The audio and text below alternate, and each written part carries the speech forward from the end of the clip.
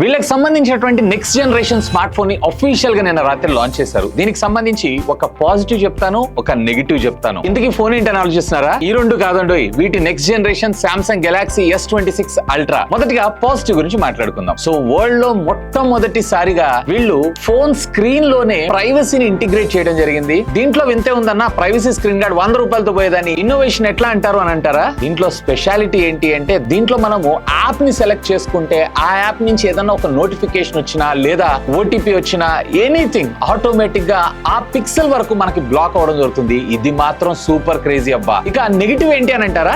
S24 లో మనకి S Pen Bluetooth connectivity ఉంటుంది. సో దీని సహాయంతో కెమెరా యాప్ లో మనం జూమ్ ఇన్ జూమ్ అవుట్ తో పాటు సెల్ఫీ ఫొటోస్ ను కూడా ఈ క్లిక్ బటన్ తోటి మనం అయితే క్లిక్ చేసి ఫొటోస్ తీసుకోవచ్చు. వేర్ S25 లో దీన్ని తీసేశారు, S26 లో కూడా రాలేదు. సో మీకేమనిపిస్తుంది ఈ ఫోన్ గురించి? లెట్ మీ నో ఖచ్చితంగా కింద ఉన్నటువంటి కామెంట్ సెక్షన్ లో కామెంట్ చేయండి. అండ్ త్వరలో అన్బాక్సింగ్ తీసుకొస్తాను. ఇప్పుడే ఛానల్ సబ్స్క్రైబ్ చేసేసుకోండి.